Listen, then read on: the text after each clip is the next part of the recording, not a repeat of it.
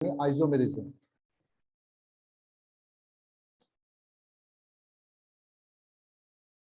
तो नोमेनक्लेचर में थोड़ा सा ब्रेक करेंगे हम। फंक्शनल ग्रुप तक हमने नोमेनक्लेचर कर लिया हुआ है, लेकिन आज हम थ्योरी का एक पार्ट करेंगे, आइसोमेरिज्म। आइसोमेरिज्म के बारे में हमने पहले भी पढ़ा था। जैसे स्टार्टिंग में मैंने आपको बताया था कि ऑर्गेनिक कंपाउंड्स स्ट्रक्चरल फॉर्मूला से रिप्रेजेंट किए जाते हैं। उसका रीजन क्या था? मॉलिक्यूलर फॉर्मूला से रिप्रेजेंटेशन नहीं होता है, क्योंकि ऑर्गेनिक कंपाउंड्स में आइसोमेरिज्म होता है। आइसोमेरिज्म क्या है? जहां पर दो या दो से ज्यादा कंपाउंड के लिए मॉलिक्यूलर फॉर्मूला सेम हो सकते हैं, बट उनकी प्रॉपर्टी डिफरेंट हो सकती है, यानी डिफरेंट नेचर ऑफ प्रॉपर्टी वो शो करेंगे, जबकि मॉलिक्यूलर फॉर्मूला सेम होगा। ऐसा इनऑर्गेनिक कंपाउंड में नहीं होता है, या बहुत रेयर होता है। इसीलिए इनऑर्गेनिक कंपाउंड्स को मॉलिक्यूलर फॉर्मूला से प्रेजेंट किया जा सकता है, बट ऑर्गेनिक में ऐसा नहीं हो सकता, क्योंकि ऑर्गेनिक कंपाउंड्स में आइसोमेरिज्म बहुत ही फेमस फेनोमेनॉन है। तो आज हमें पढ़ना है आइसोमेरिज्म के बारे में।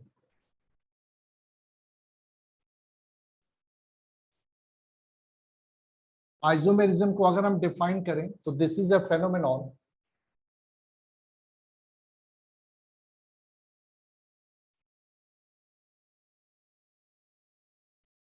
in which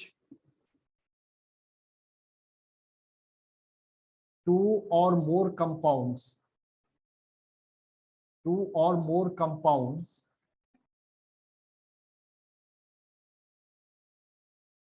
having same molecular formula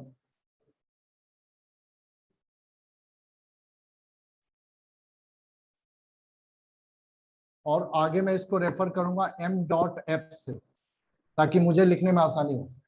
same molecular formula but different properties.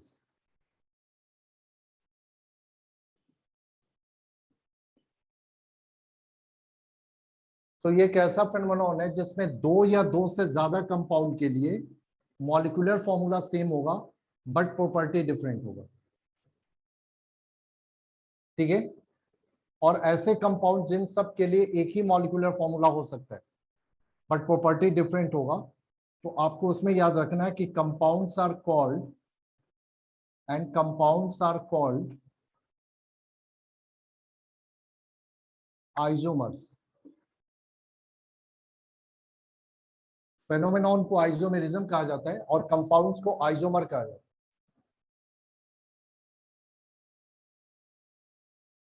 अब ये जो है कि दो या दो से ज्यादा कंपाउंड के लिए molecular formula same, property different. तो डिफरेंट प्रॉपर्टी जो एराइज होती है वह दो तरह से। ठीक है? Different properties arising due to two reason. दो रीजन यहां बनते हैं कि डिफरेंट प्रॉपर्टी क्यों हो रही है। फर्स्ट रीजन है, यानी आइसोमेरिज्म के लिए दो रीजन बनेंगे और उसी के बेसिस पर दो टाइप्स बनेंगे आइसोमेरिज्म की, कि either the compound have different structure, molecular formula same है बट स्ट्रक्चर डिफरेंट। स्ट्रक्चर क्या रेफर करता है? Arrangement of atom. स्ट्रक्चर का मीनिंग है arrangement of atom with in the molecules. Atom की एटम के साथ जो बॉन्डिंग होती है, अरेंजमेंट होती है, वो डिफरेंट है।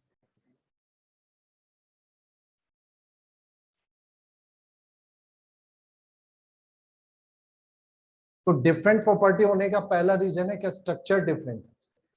जैसे फॉर एग्जांपल मान लो एक कंपाउंड दिया हुआ है जिसका मॉलिक्यूलर फॉर्मूला आपको दिया हुआ है एबीसी। थोड़ी देर के मान लो एबीसी फॉर्मूला है। अब एबीसी से दो डिफरेंट स्ट्रक्चर बन सकते हैं, एक जिसमें बी सेंट्रल एटम, सी और ए बी से लिंक है, या ऐसा हो सकता है कि ए यहां पर ए आपका सेंटर पोजीशन पर आ जाए और बी और सी जो है ए से लिंक हो जाए। ठीक है? एक ऐसा हो सकता है कि आपका सी सेंटर पोजीशन पर है, ए और बी जो है इससे लिंक है अलग अलग। तो यहाँ पर देखो तीन अलग अलग कंपाउंड हो गए, A B C, B A C, A C B. तीनों के लिए मॉलिक्यूलर फॉर्मूला सेम है, एबीसी। अब ये तीन अलग अलग कंपाउंड रेफर हो रहे हैं क्योंकि तीनों की प्रॉपर्टी अलग है। और ये प्रॉपर्टी का डिफरेंस किस वजह से है? Due to different arrangement of atom या डिफरेंट स्ट्रक्चर की वजह से। तो अगर डिफरेंट प्रॉपर्टी राइज होती है डिफरेंट स्ट्रक्चर होने की वजह से, तो that is called structural isomerism. इसको कहा जाता है स्ट्रक्चरल आइसोमेरिज्म। और कंपाउंड्स को कहा जाएगा स्ट्रक्चर आइसोमर। यस बेटा, क्लियर है सबको?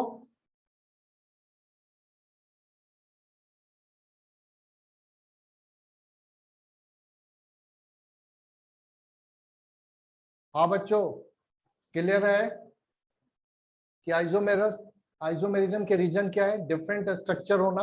और अगर आइसोमेरिज्म डिफरेंट स्ट्रक्चर की वजह से राइज हो रहा है, तो that isomerism is called structural isomerism. अब सेकंड देखो आइसोमेरिज्म, जिसमें स्ट्रक्चर सेम होगा, स्ट्रक्चर में कोई डिफरेंस नहीं आएगा, बट फिर भी प्रॉपर्टी में डिफरेंस होगा। तो सेकंड जो रीजन होगा that is different orientation of the bond. Different orientation,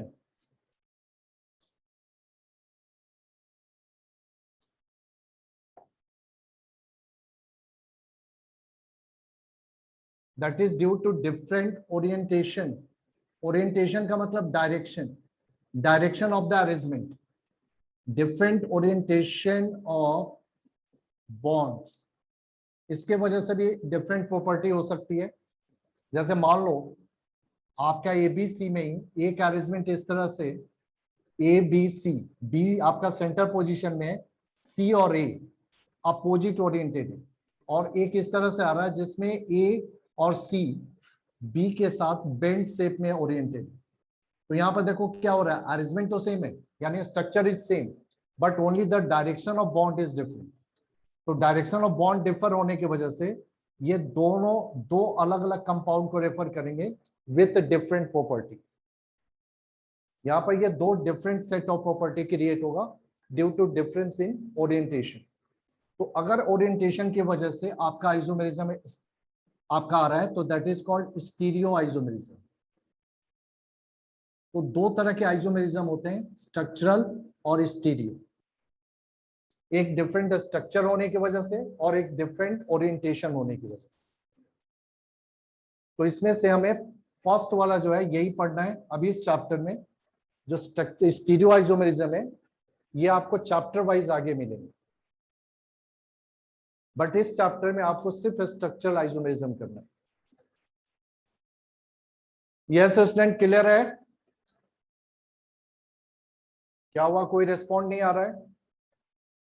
Aryan? Yes sir.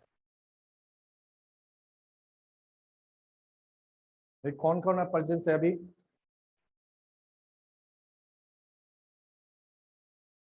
Arnav, Arun? Yes sir.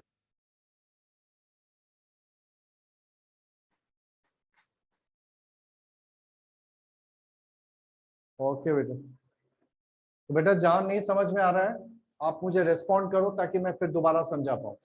तो ये था देखो बेटा कि दो तरह के आपके आइसोमेरिज्म है, स्ट्रक्चरल और स्टीरियो। इसमें से हमें सिर्फ स्ट्रक्चरल आइसोमेरिज्म इस चैप्टर में करना है। स्टीरियो आपको चैप्टर वाइज अलग अलग मिलेगा, उनके डिफरेंट टाइप्स, बट इस चैप्टर में आपको स्ट्रक्चरल आइसोमेरिज्म करना है। तो सबसे पहले हम ले रहे हैं स्ट्रक्चरल आइसोमेरिज्म। स्ट्रक्चरल आइसोमेरिज्म का मीनिंग हुआ कि वेयर द आइसोमेरिज्म या different property of the compounds arises due to difference in structure, that is different in arrangement. तो स्ट्रक्चरल आइसोमेरिज्म 5 टाइप्स के होते हैं। यहां पर देखो आप type of structural isomerism.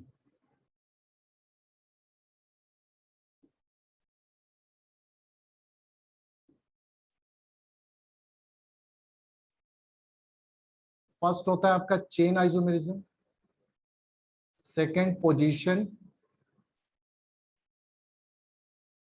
Third होता है फंक्शनल, फोर्थ इज मेटामेरिज्म,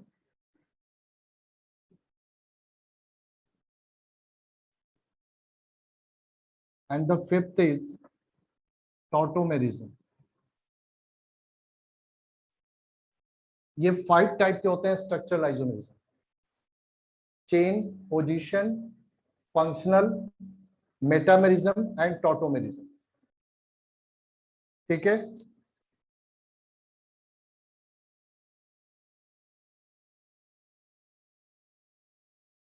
तो सबसे पहले इसमें चेन। यहां पर चेन का मतलब है carbon chain, parent carbon chain of the compound. तो चेन आइसोमेरिज्म में कैरेक्टरिस्टिक क्या होती है कि सेम मॉलिक्यूलर फॉर्मूला, जिसको मैं m.f लिख रहा हूं, same molecular formula but different carbon chain. ये हम 1 by 1 अब कर रहे हैं, डिफरेंट कार्बन चेन। ये 5 टाइप के हैं, उसमें से फर्स्ट हम कर रहे हैं chain isomerism. So chain isomerism के लिए देखो आपका की पॉइंट क्या है, मॉलिक्यूलर फॉर्मूला सेम होंगे फॉर 2 और more compound, but they have the different carbon chain. Carbon chain 2 तरह की होती है, स्टेट और ब्रांच। ब्रांच में भी अलग अलग हो सकता है, 1 ब्रांच, 2 ब्रांच, 3 ब्रांच, तो कार्बन चेन डिफरेंट होगी। ये आइसोमेरिज्म ऑलमोस्ट सभी टाइप ऑफ ऑर्गेनिक कंपाउंड में मिलता है, जितने भी अलग अलग क्लासेस। ठीक है, जैसे अगर हम हाइड्रोकार्बन की बात करें, उसमें एल्केन्स में, alkanes are mainly showing chain isomerism, but इसके लिए मिनिमम 4 कार्बन चाहिए, यानी 1 2 3 कार्बन वाले जो एल्केन होंगे they will not give the chain isomerism, क्योंकि वहां पर एक ही चेन बन सकती है। 4 ऑनवर्ड जो है different type of carbon chain is possible. जैसे अगर हम लेते हैं C4H10, जिसको आप ब्यूटेन कहते हैं, बट C4H10 मॉलिक्यूलर फॉर्मूला हुआ, इससे 2 तरह के ब्यूटेन बने, एक जिसमें ऑल 4 कार्बन स्टेट चेन में, और दूसरा जिसमें 3 कार्बन स्टेट चेन में और 1 ब्रांच में।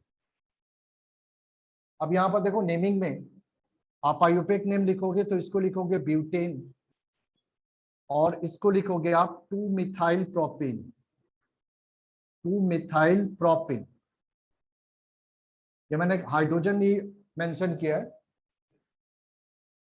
ये इनके आयुपेक नेम है, बट यहां पर आपको चेन आइसोमर के केस में आपको कुछ कॉमन नेम भी याद करने, जो कॉमन नेम में प्रीफिक्सेस यूज होते हैं। ये प्रीफिक्सेस होते हैं N, iso and neo.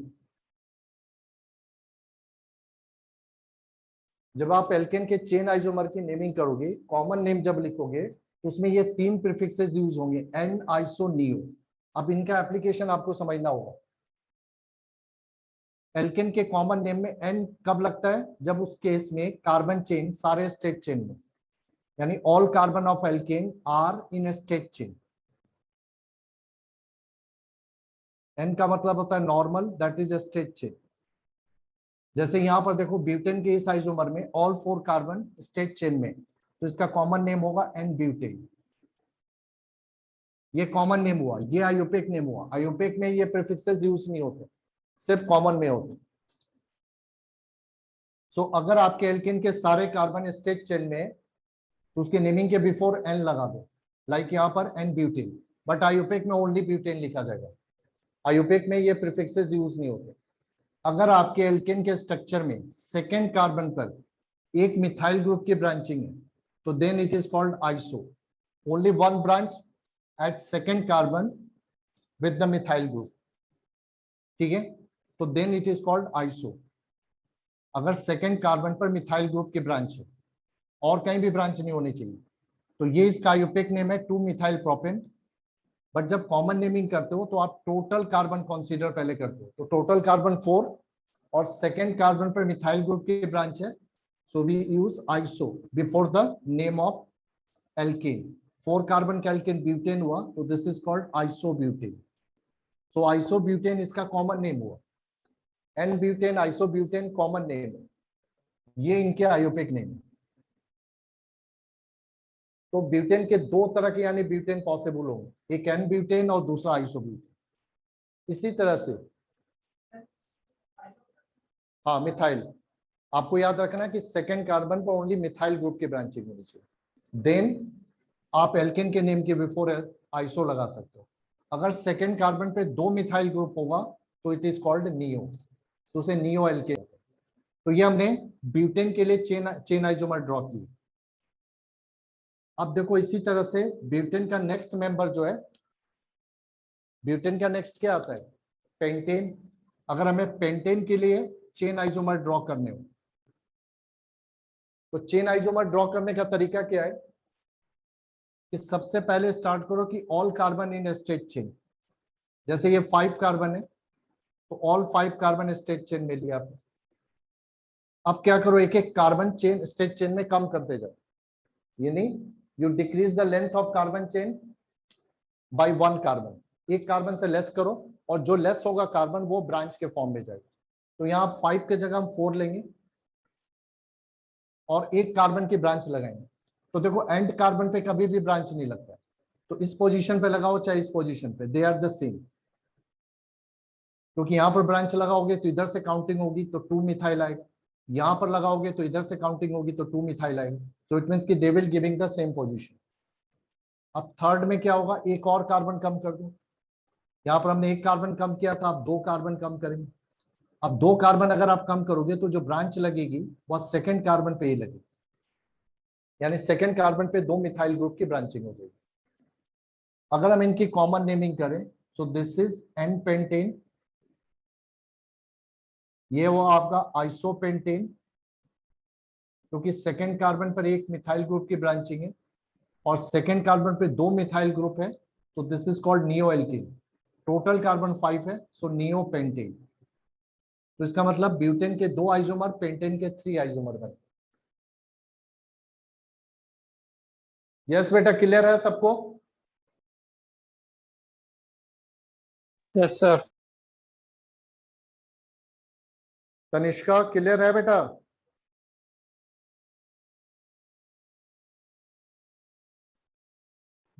Yes sir. अगर आपको क्लियर है तो मैं थोड़ा सा एक वर्क दे रहा हूं, अगर आपके पास नोटबुक है तो करके देखो जरा। ये हमने ब्यूटेन और पेंटेन के ड्रॉ किए थे चेन आइसोमर। आपको ड्रॉ करना है, आपको बताना है कि कितने चेन आइसोमर पॉसिबल होंगे पेंटेन के नेक्स्ट यानी हेक्सेन में। C6H14 अगर आप लेते हो तो इसमें कितने चेन आइसोमर बनेंगे? ब्यूटेन में 2 बने, पेंटेन में 3 बने, हेक्सेन में कितने बनेंगे? और जो मैंने तरीका बताया कि स्टार्ट करो पहले स्टेट चेन से, उसके बाद एक एक कार्बन कम करते जाओ और जो कार्बन लेस करोगे उसको आप ब्रांच फॉर्म में लोगे। तो बेटा ड्रॉ करके फटाफट मुझे बताओ कि कितने चेन आइसोमर इसके बन सकते हैं। Okay sir. Sir just a second.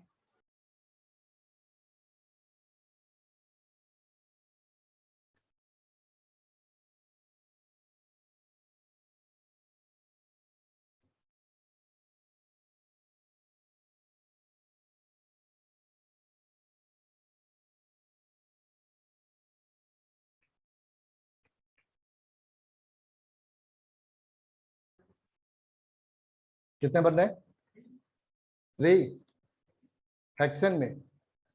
Okay, चलो एक आंसर आया 3। सर मेरे 2 बन रहे हैं। आपके 2 बन रहे हैं, आपके 3 बन रहे हैं, 3 2। आर्यन आपके कितने बने? अर्नव? सर 2। 2। इसका मतलब आप नो लोगों ने सर मेरे 3। Path 3 3 sir 3। 3।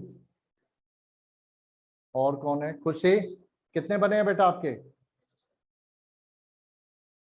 प्रज्ञा कितने आइसोमर ड्रॉ हुए?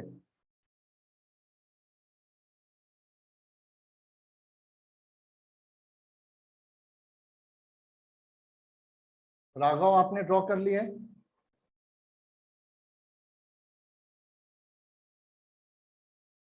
बेटा देखो इसी तरीके को फॉलो करना है। मैंने क्या बताया कि पहले स्टेट चेन लो सारे कार्बन, फिर उसके बाद एक एक कम करते जाओ और जो कम करोगे वो ब्रांच लगाओगे। तो देखो मैं 6 के केस में ले रहा हूं, ना ये 2 बनेगा ना 3 बनेगा, ये बनेंगे 5।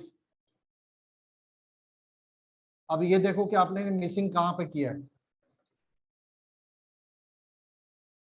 6 कार्बन है, पहला आइसोमर जिसमें ऑल 6 कार्बन स्ट्रेट चेन में, यानी एन हेक्सेन। सेकेंड में हम क्या करेंगे, एक कार्बन लेस कर दो, यानी 6 के जगह 5 कार्बन के स्ट्रेट चेन और एक ब्रांच। अब इस केस में एक ब्रांच की दो पोजीशन हो सकती है, सेकेंड पे और थर्ड पे।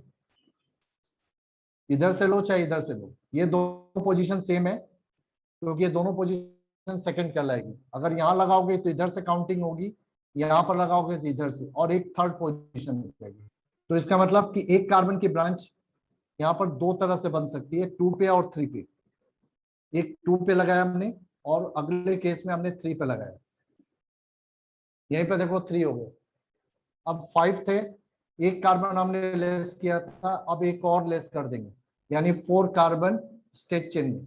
अब 2 कार्बन की ब्रांच हम दो तरीके से लगा सकते हैं, सेकेंड और थर्ड पे, या हम लगा सकते हैं एक ही पे।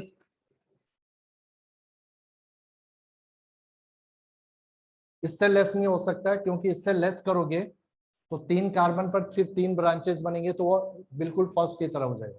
तो टोटल ये 5 बनेंगे। ध्यान से देखो, अब ये देखो कि आपने मिसिंग कहां पर की थी, क्योंकि जब आपने एक कार्बन कम किया, तो एक कार्बन कम करने के बाद 5 कार्बन के स्ट्रेट चेन बन रही है, तो उसमें एक कार्बन की ब्रांच दो जगह लग सकती है, 2 पर और 3 पर।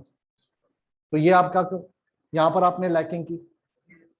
उसके बाद जब आपने 2 कार्बन की ब्रांच ली, तो ये 2 कार्बन की ब्रांचिंग दो तरह से हो सकती है, सेकेंड थर्ड पर, या सेकेंड सेकेंड वाले पर, दोनों ऊपर नीचे सेम कार्बन पे, एडजेसेंट कार्बन पे या सेम कार्बन पे।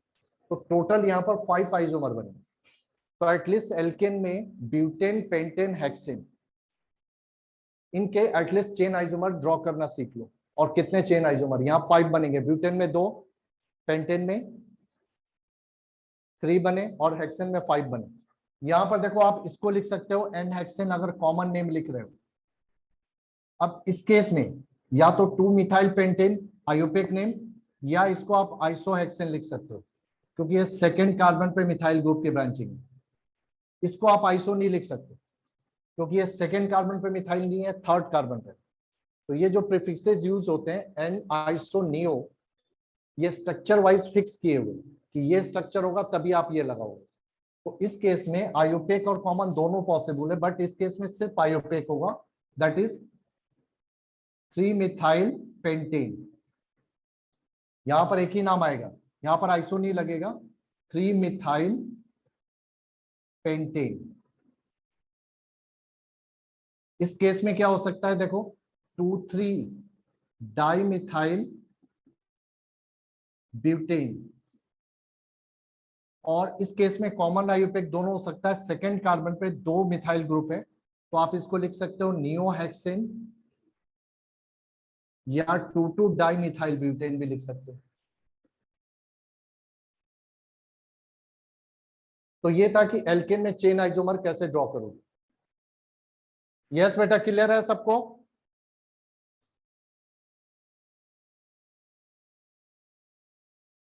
हाँ बच्चों, क्लियर है? Yes sir. अब देखो यस सिर्फ सर। एल्केन में ही चेन आइसोमेरिज्म नहीं हो सकता, एल्कीन में भी पॉसिबल है। जैसे अगर हम एल्कीन में चेन आइसोमेरिज्म बनाते हैं या एल्काइन में, तो वहां में ये ध्यान रखना होता है कि आपके डबल और ट्रिपल बॉन्ड की पोजीशन चेंज नहीं होनी चाहिए। जैसे मैं आपको एक एग्जांपल दिखा रहा हूं, बट ये भी एल्कीन या एल्काइन में भी चेन आइसोमेरिज्म के लिए कम से कम 4 कार्बन की जरूरत है, यानी लेस देन 3, लेस देन 4 में ये पॉसिबल नहीं होगा। जैसे हम एल्कीन में बना रहे हैं चेन आइसोमर, तो मिनिमम 4 कार्बन ले रहे हैं, C4H8 ब्यूटीन। अब यहाँ पर देखो दो तरह के ब्यूटीन पॉसिबल होंगे, एक जिसमें ऑल 4 कार्बन स्टेट चेन में, और आपका डबल बॉन्ड फर्स्ट और सेकंड कार्बन पे। एक हुआ कि 3 कार्बन स्टेट चेन में, यहां पर ये ध्यान रखना, ये देखो 1 2 3 डबल बॉन्ड में, अगेन 1 और 2 पे रखा है मैंने, और यहां पर ब्रांच लगा। अब ये देखो,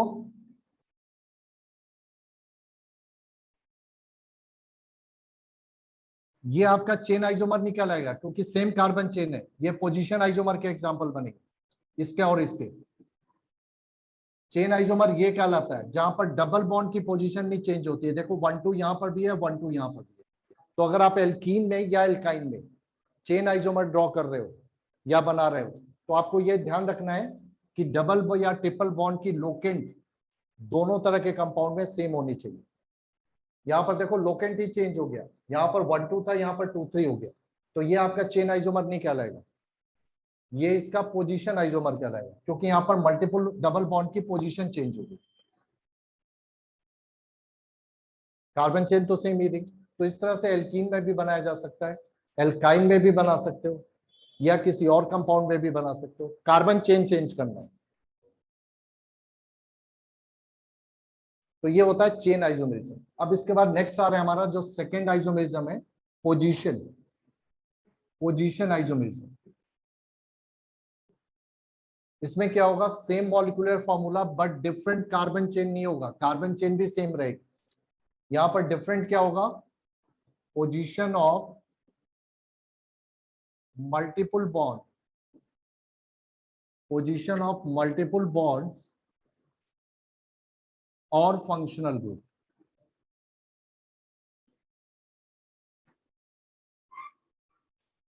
पोजीशन ऑफ मल्टीपल बॉन्ड और फंक्शनल ग्रुप।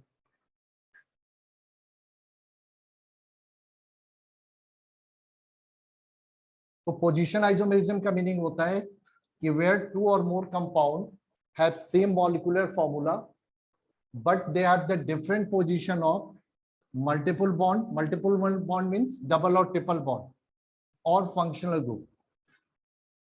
तो एल्केन में पोजीशन आइसोमेरिज्म पॉसिबल नहीं है, एल्केन में सिर्फ चेन आइसोमेरिज्म होता है। Alkene alkyne can give the position isomer. जैसे आप देखो, अगर हम ले रहे हैं C4H8 जो अभी हमने लिया था, तो जैसे हमने लिया ब्यूट 1 इन,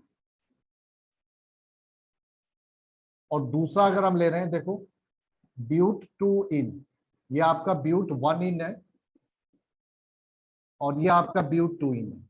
अब इन दोनों में देखो क्या है, दे have the same molecular formula, same carbon chain इनकी डिफरेंट नहीं है, but they have the different position of double bond.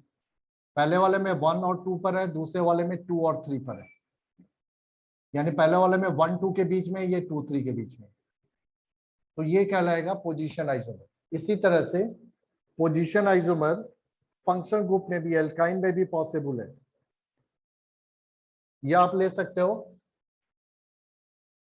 जैसे और एग्जांपल अगर हम लेते हैं अल्कोहल में,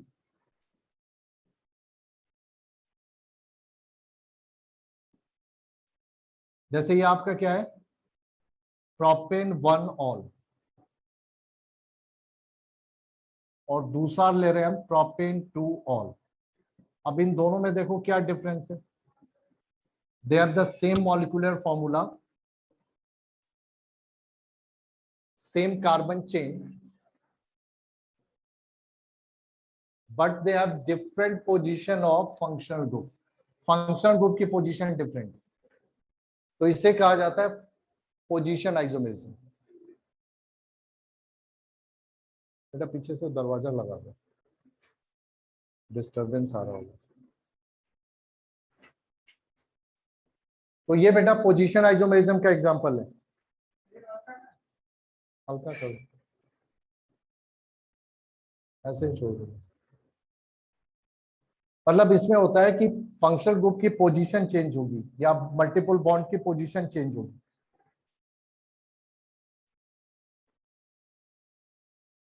और भी इसके एग्जांपल देखें, जैसे एल्कीन में मैंने दिखाया, अल्कोहल में दिखाया, और भी कंपाउंड है, जैसे हेलाइड्स में हो सकता है 1 क्लोरोप्रोपेन, 2 क्लोरोप्रोपेन, तो ये क्या होंगे, पोजीशन आइसोमर कहलाएंगे। या आपके डाई हेलाइड्स में भी हो सकता है, जैसे एक एग्जांपल मैं ले रहा हूं डाई हेलाइड्स का, क्योंकि सिंगल फंक्शन ग्रुप में आप आसानी से आइडेंटिफाई कर लेते हो। अब जैसे ये देखो आप, CS2Cl CS2Cl, दिस इज, इसको हम क्या कहेंगे, 1 2 डाइक्लोरो, बेटा नेमिंग भी साथ साथ में करना सीखो, डाइक्लोरोइथेन। और दूसरा ले रहे हैं, देखो यहाँ पर दोनों क्लोरीन एक ही कार्बन पे हमने लिया, so this is 1,1 dichloroethane. अब ये पोजीशन आइसोमर, क्योंकि दोनों में सेम कार्बन चेन है but the position of functional group is different, तो इसके वजह से इनके प्रॉपर्टी में डिफरेंस आएगा। So they are called position structural isomer.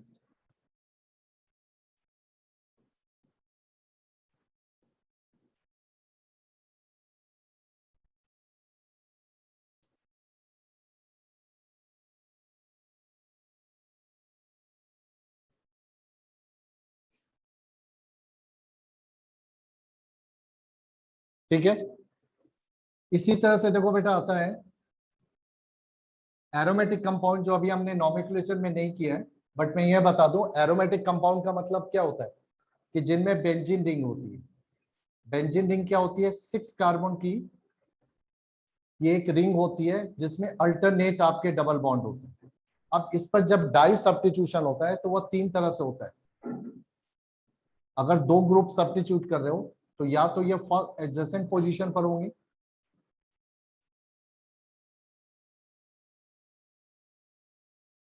या एडजेसेंट के नेक्स्ट पर होंगे।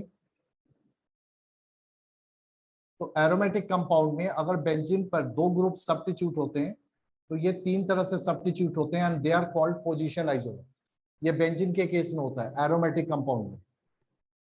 एरोमेटिक कंपाउंड में डाई सब्स्टिट्यूशन जो है वह 3 तरह का होगा।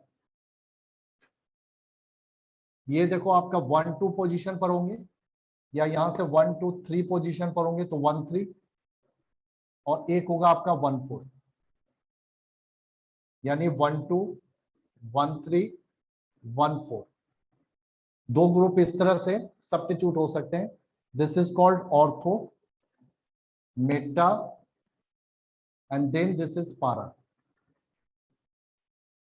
तो डाई सब्स्टिट्यूशन के केस में aromatic compound 3 position isomer create करते हैं, ऑर्थो मेटा पारा, 1-3 1-4 1-4, 1-3 1-2 1-3 1-4।